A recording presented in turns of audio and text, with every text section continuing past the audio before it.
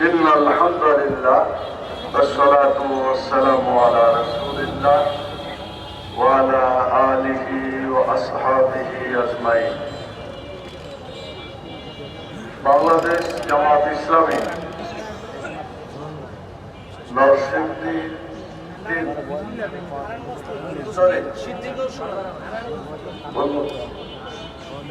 নারায়ণগঞ্জ তিন এই আসনে আজকের এই সমাবেশে উপস্থিত সম্মানিত সভাপতি, আজকের এই সমাবেশের প্রধান আকর্ষণ এই এলাকার সংসদ সদস্য পদপ্রার্থী জনাব ডক্টর ইকবাল হোসেন ভূঁইয়া, অন্যান্য নেতৃবৃন্দ, সাংবাদিক বন্ধুগণ, সম্মানিত একান্ত প্রিয় ভাইয়েরা, এই আওয়াজ যাদের কানে পৌঁছছে মাইক যন্ত্রের সাহায্যে, সেই সমস্ত উপস্থিত অনুপস্থিত ভাই এবং বোনেরা, আসসালামু আলাইকুম ওয়া রাহমাতুল্লাহি ওয়া বারাকাতুহু। আপনারা সবাই ভালো আছেন?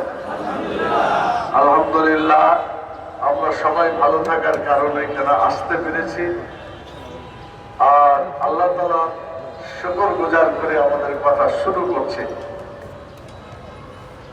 প্রথম কথা হচ্ছে, আল্লাহ তাআলা আমাদেরকে দুনিয়ায় পাঠিয়েছেন তার গোলাম হিসাবে। আমরা আল্লাহ তাআলার গোলাম। আমাদের আপত্তি আছে? আল্লাহ বলে দিয়েছে আল্লাহ হচ্ছেন মালিক, মনিব, আর আমরা হচ্ছি তার গোলাম। মালিকের কাজ হচ্ছে হুকুম দেওয়া, আর গোলামের কাজ হচ্ছে হুকুম মেনে চলা। আল্লাহ তাআলা দুনিয়ার শুরু থেকে এ পর্যন্ত জনপদের জন্য নবীও পাঠিয়েছেন, আইনও পাঠিয়েছেন। আল্লাহর পক্ষ থেকে যে কিতাব এসেছে এগুলো হচ্ছে সব আল্লাহর বিধান, আল্লাহর আইনের কিতাব। এই কিতাব দেখে সমাজ এবং রাষ্ট্র পরিচালনা করেছেন সমস্ত নবী এবং রাসূলগণ। সর্বশেষ নবী মুহাম্মদুর রাসূলুল্লাহ সাল্লাল্লাহু আলাইহি সাল্লাম, তিনি আমাদের মডেল। তাকে দেখেই আমাদের রাস্তা চলতে হবে। তিনি যা করেছেন, তিনি যা বলেছেন, তিনি যেভাবে চলতে বলেছেন, আমরা প্রত্যেকটা কাজ সেভাবে করব ইনশাআল্লাহ। আমরা কি জান্নাতে যেতে চাই? জান্নাতে যাওয়ার রাস্তা হচ্ছে রাসূল যে পথে চলেছেন, যেভাবে চলেছেন, যেভাবে চলতে বলেছেন, এটা হলো জান্নাতের রাস্তা। আর রাসূল সাল্লাল্লাহু আলাইহি সাল্লামের পথ অনুসরণ যারা করবে না, নিজের মন মতো রাস্তা চলবে, তাদের কপালে জান্নাত মিলবে না। আমি এই এলাকায় যে সমস্ত ভোটার, বাড়িওয়ালা, রিক্সাওয়ালা, ঠেলা গাড়িওয়ালা, দোকান বিক্রেতা, বিভিন্ন পণ্য বিক্রেতা যারা আছেন, গ্রাহক যারা কথা শুনছেন, সবার উদ্দেশ্যে বলছি, বেশি দিন এইভাবে চলবে না। কিছুদিন পরেই আজরাইল আলাইহিস সালাম এসে আমাদেরকে নিয়ে চলে যাবে। ফায়সালা হবে মরার পরে, কথা ঠিক কি হবে? আমরা কিন্তু দেখি দুনিয়ার জীবনটা নিয়ে মানুষ ব্যস্ত, মরার পরে জীবনের কথা বেশি কেউ আলোচনা করে। আমাদের বাংলাদেশের দলগুলোকে দুই ভাগে ভাগ করা যায়। একটা কৃষি শ্রেণীর দল আছে, এই দুনিয়ার জীবন চিন্তাই করে, আখিরাতের কোনো কথা বলে না। আছে না এরকম দল? আর যারা ইসলামকে নিয়ে কাজ করে, আল্লাহর আইন, কোরআনের বিধান, কোরআন সুন্নাহ আইন অনুযায়ী দেশকে চালাতে চায়, সমাজ রাষ্ট্র চালাতে চায়, এরা দুনিয়ার জীবনকেও ভালো করতে চায়, আখিরাতের জীবনকেও ভালো করতে চায়। আপনারা কোনটা চান? শুধু দুনিয়ার জীবন চান? আখিরাতের জীবন চান না? তাহলে ওই দলকে পছন্দ করতে হবে, ওই দলকে ভোট দিতে হবে, ওই দলের পক্ষে মিছিল করতে হবে, ওই দলের পক্ষে কেন্দ্র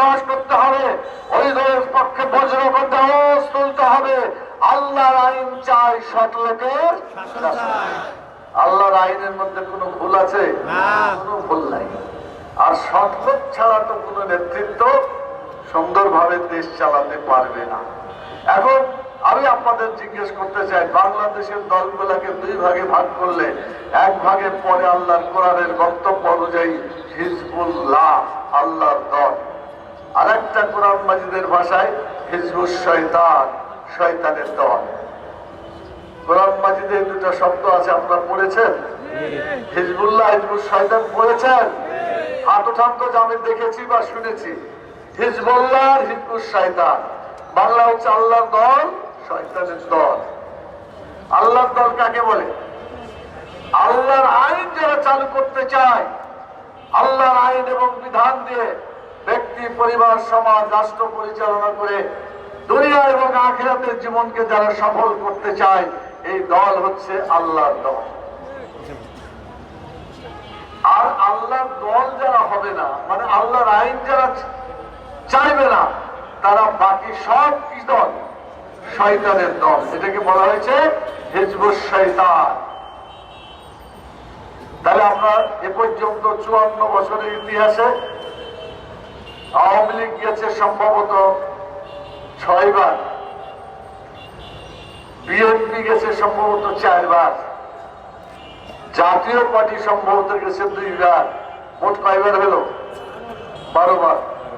6, 4, 2, 12 বার জাতীয় সংসদে 3টা দল গেছে। উচিত তো ছিল আল্লাহর আইন অনুযায়ী দেশ পরিচালনার জন্য কোরআনের বিধানকে জাতীয় সংসদে চালু করা। কথা ঠিক কিনা বলে? এই 3টা দলের কেউ কোরআনের কোন আইন চালু করেছে? কথা বলেন, করেছে? করে নাই। তাহলে এই দল পরীক্ষিত হয়ে গেছে, এরা কোরআনের আইন, আল্লাহর আইন চালু করেনি, করছে না এবং করবে না। তাদের কর্মসূচিতে নাই, করবে কেন? আমি আপনাদেরকে জিজ্ঞেস করতে চাই, আগামী যে নির্বাচন আসছে, এই জাতীয় সংসদে কোরআনের আইন তথা কোরআন সুন্নাহর আইন, আল্লাহর বিধানকে বিজয়ী করতে হলে কমপক্ষে 151টা এমপি লাগবে। কথা ঠিক কিনা বলে? মেজরিটি দিয়ে সংবিধান পরিবর্তন যদি আল্লাহ তৌফিক দেয়, আরো বেশি 221 বা এই জাতীয় পরিমাণ আপনাদের লাগবে। আমরা কি জাতীয় সংসদে আল্লাহর আইন, কোরআন সুন্নাহর আইন চালু হোক এটা চান? তাহলে আমাদের এই এলাকায় আমাদের ডক্টর ইকবাল হোসেন ভুইয়া, তিনি একদিকে কামেল পাস, আর একদিকে মাস্টার ডিগ্রি পাস, আর একদিকে কলেজের প্রিন্সিপাল, আমাদের বাংলাদেশ জামাত ইসলামের যে কেন্দ্রীয় শিক্ষা বিভাগ আছে, সেই শিক্ষা বিভাগের তিনি সেক্রেটারি। এই লোককে যদি সংসদে পাঠাতে পারেন, বলেন কোরআনের আইন চালু করার চেষ্টা উনি করবেন না করবেন না? করবেন। তাহলে তার পক্ষে কাজ করতে রাজি আছেন আপনারা? হাত উঠিয়ে দেখান, দেখান। আল্লাহ তাআলার আইন চালু করার জন্য আল্লাহর এই বান্দাকে আমরা সংসদে পাঠাবো। আল্লাহ তাআলা কবুল করুন, বলেন আল্লাহুম্মা আমিন। নামান হাত নামান। এবার আসেন, আমাদের দেশে বিগত যে সরকার ছিল তাকে আমরা বলছি ফ্যাসিস্ট সরকার। মানুষকে খুন করেছে, গুম করেছে, অত্যাচার, জুলুম, নির্যাতন, ভাষা দিয়ে শেষ করা যায় না কত অপরাধ করেছে, ঠিক কিনা বলে? এবং আজকে যে সরকার এসেছে, আমাদের জুলাই বিপ্লবের ফসল, হাজার হাজার মানুষের রক্ত, ছাত্র জনতার জীবন, রক্ত, তারা কেউ চোখ হারিয়েছে, হাত হারিয়েছে, পা হারিয়েছে, জীবনের অনেক গুরুত্বপূর্ণ অঙ্গ তারা হারিয়েছে। তারা জীবন দিয়ে এই পরিবর্তনটা এসেছে। তাদের স্লোগান ছিল, বাংলাদেশের এই স্বাধীনতা হলো দ্বিতীয় স্বাধীনতা। কত স্বাধীনতা? দ্বিতীয়। তার মানে একটা হয়েছিল স্বাধীনতা। ওটাও স্বাধীনতার টার্গেট ভালো ছিল, কিন্তু স্বাধীনতা অর্জন করার পরে তারা যে সময় পেয়েছে, এই সময়ে স্বাধীনতার টার্গেট যা ছিল তারা মানে পূর্ণ করতে পারে নাই। তারা ব্যর্থতায় পর্যবসিত হয়েছে। কথা ঠিক কিনা? তো প্রথম স্বাধীনতার চূড়ান্ত ভাবে ফেল করেছে, ব্যর্থ হয়েছে, যার কারণে জুলাই বিপ্লব হলো 2024 সালের 5ই আগস্ট। তাদের স্লোগান ছিল উই ওয়ান্ট জাস্টিস, মানে আমরা কি চাই? জাস্টিস চাই, সুবিচার চাই। বাংলাদেশের সুবিচার কায়েম করতে হলে আপনাকে দেখতে হবে কোন আইন চালু হলে বাংলাদেশের সুবিচার হবে। আপনারা বলেন, মানুষের রচিত মতবাদ যদি চালু হয় সুবিচার চালু হবে? অতীতে হয়েছে, বর্তমানে আছে? নাই। অতএব ইসলামকে পূর্ণাঙ্গ ভাবে বাস্তবায়িত করলে, কোরআন সুন্নাহর আইন চালু হলে এখানে সুবিচার কায়েম হবে। কথা ঠিক কিনা? অতএব আপনারা এখন থেকে প্রত্যেকটা ভোটারের কাছে আপনার দাওয়াত দিতে হবে। আমরা সব দেখেছি, এটাও দেখেছি, ওটাও দেখেছি, এই দল দেখেছি, সেই দল দেখেছি, আমরা এই মতবাদ দেখেছি, সেই মতবাদ দেখেছি। বাংলাদেশের জনগণ শান্তি পায় নাই। অতএব শান্তি যদি পেতে হয় তবে আল্লাহ তাআলার যে বিধান, ইসলামী জীবন বিধান বাস্তবায়ন করতে হবে। এই কথাটি মানুষের কাছে পৌঁছাইতে পারবেন? আচ্ছা, আমরা তো বক্তৃতা দিচ্ছি, সব ঘরে ঘরে তো যেতে পারবো না। ইকবাল ভাই সব বাড়িতে যেতে পারবেন না। আপনারা আপনাদের পাশের বাড়িতে যেতে পারবেন না, দোকানে বিভিন্ন মোড়ে কথা বলতে পারবেন না। মুখটা দিয়েছে কে? জোরে বলেন, মুখকে দিয়েছে আল্লাহ। মুখ দিয়ে কার আইনের কথা বলবেন? আল্লাহর আইন চালু করার জন্য কথা বলতে হবে, বক্তৃতা দিতে হবে। কি রাজি আছেন? হাত উঠান যে বক্তৃতা দিব ইনশাআল্লাহ। আরে না পারলে নিজের বউয়ের কাছে, ছেলেমেয়ের কাছে বক্তৃতা দিবেন, তাও হাত উঠিয়ে দেখান। আল্লাহ তাআলার আইনকে চালু করার জন্য, কোরআন সুন্নাহর আইনকে চালু করার জন্য আমরা সকলে প্রত্যা হয়ে গেলাম। ইনশাআল্লাহ প্রতিটি ঘরে ইসলামের দাওয়াত পৌঁছে যাবে ইনশাআল্লাহ। আমি খুব লম্বা বক্তৃতা করতে চাই না, আপনারা একটু কর্মসূচি পালন করবেন। শুনলাম, আমি শেষ দিকে যে কথা একটা বলতে চাই। আমরা 5টা জিনিস সরকারের কাছে চেয়েছিলাম। একটা ছিল যে যারা মানুষ খুন করেছে, গুম করেছে, বিভিন্ন ভাবে মানুষকে কষ্ট দিয়েছে, এই ফ্যাসিস্ট সরকারের আমলে এই যারা অন্যায় করেছে তাদের বিচার হোক। কথা ঠিক কিনা বলে? এই বিচারের দাবি আপনারা করেন তো? কিন্তু আমাদের এক শ্রেণীর রাজনীতিবিদ তারা বলছে যে আমরা ক্ষমতায় গেলে ওদের মামলাগুলো সব বাতিল করে দেবো, বলছে না, খারিজ করে দেবো। তাহলে যারা অন্যায়কারী তাদেরকে যদি সাহায্য করে, অন্যায় যে করে এবং অন্যায়কে যে সাহায্য করে, অপরাধের দিক থেকে কি আলাদা না সমান?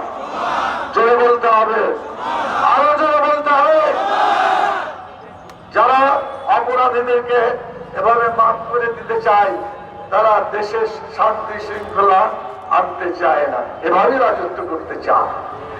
তাহলে বলবো বিচার অবশ্যই করতে হবে, যাতে আগামীতে কোনো অপরাধী আর অপরাধ করতে সাহস না পায়। 2 নম্বরে আমরা বলেছি যে আমরা এখানে গণভোট একটা চাই। যেভাবে পরিবর্তনটা হয়েছে, এই পরিবর্তনটা সাংবিধানিক পদ্ধতিতে হয় নাই। সাংবিধানিক পদ্ধতিতে হলে তো ফ্যাসিস্ট সরকারই চলতে থাকতো। সেই জন্য সংবিধানকে বাইপাস করে আমরা জালেমকে উৎখাত করেছি। কথা ঠিক কিনা বলে? অতএব এটা যদি গণভোটে আসে তাহলে তো একটা বৈধতা পাবে, ঠিক কিনা বলে? এই বৈধতার জন্য আমরা গণভোট চেয়েছিলাম।